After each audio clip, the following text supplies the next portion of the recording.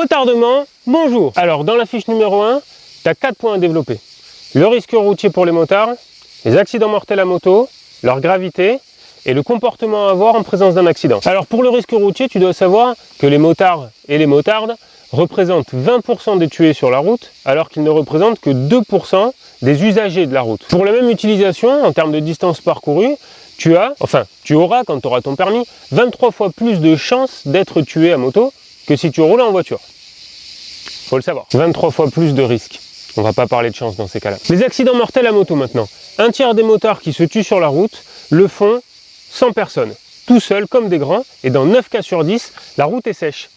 Excès de confiance. Et 3 accidents sur 5 se produisent sur des routes de campagne. Et là, tu peux rajouter à ton examinateur que c'est pour ça qu'ils ont décidé d'y baisser la limitation de vitesse. Ça va faire bonne impression. Sans donner ton avis par contre, parce que je pense que c'est pas utile de rentrer dans le débat. Et 93% des tués sont des hommes. Bon, en même temps, il y a quand même beaucoup plus de motards que de motardes. Hein. Et un motard sur 2 a entre 18 et 34 ans. Eh oui, parce que c'est dans les 6 mois après ton permis que le risque est le plus important. Ou dans les 6 mois après la reprise, si tu t'es arrêté pendant un moment. Bon, ben voilà, si t'es un mec de 20 ans, qui habite la campagne, les stats sont pas très bonnes. La gravité maintenant. Pas de carrosserie autour de la moto. Quoique, moi, j'ai un pote, il a une carrosserie naturelle un peu, tu vois. Bisous Fred. Non, allez, sans déconner. Pas de carrosserie autour de la moto. Donc tu as vraiment un risque corporel dès le moindre accrochage. En plus, le risque est directement lié à la vitesse à laquelle tu as ton accident. Et les motards respectent beaucoup moins les limitations de vitesse que les automobilistes. Et là, tu as beau ricaner maintenant, quand tu auras ton permis, tu vas t'en rendre compte, mais genre très vite. Et à cause de tout ça, même un petit accident peut te laisser des séquelles à vie. Parmi elles, les plus graves atteignent la tête, voire même le cerveau avec des lésions cérébrales, les membres et la colonne vertébrale. Et là, tu risques la paraplégie, voire même la tétraplégie. Alors on protège tout ça avec un casque, même si c'est obligatoire, choisissant un blouson et un pantalon.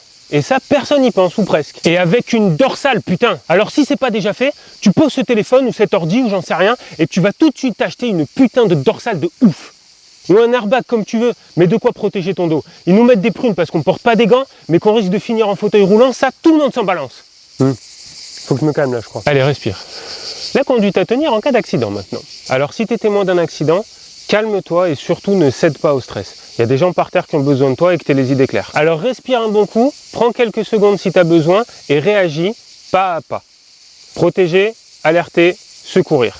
Dans cet ordre. Protéger, c'est ta priorité absolue, histoire d'éviter un suraccident. Les pompiers, j'écoute. Ah gros, il y a 2 mecs qui viennent se rentrer dedans là. Ah ben non, attends, ils sont 3 maintenant là. Ah attends, il y a un camion qui se pointe là. Oh putain. Fais tout ce que tu peux pour que ceux qui arrivent derrière sachent qu'il y a eu un accident. Tu mets ta voiture ou ta moto en warning devant avec tous les feux allumés, tu demandes à quelqu'un d'aller faire signe plus haut de ralentir, ça peut même aller jusqu'à couper la circulation. Si tu estimes que c'est nécessaire, alors vraiment, n'hésite pas. Personne ne te le reprochera. Alerter, c'est prévenir les secours. Un seul numéro à retenir, le 112. Sois clair et concis. Cherche pas trop dans les détails. Essaye juste de décrire ce que tu vois, comme si tu prenais une photo de la situation et que tu essayais de la décrire. Les pompiers, j'écoute. Bonjour, je suis sur la 55, dans le sens Marseille-Aubagne, à hauteur de la sortie La Valentine. Il y a eu un accident avec 2 voitures et une moto. Les 2 conducteurs étaient seuls, ils sont derrière la glissière de sécurité. Le motard, c'est un homme d'environ 20 ans qui est allongé par terre avec son casque et il répond pas quand je lui parle. Ok, merci, on vous envoie une équipe, vous pouvez raccrocher. Et oui, ça c'est super important.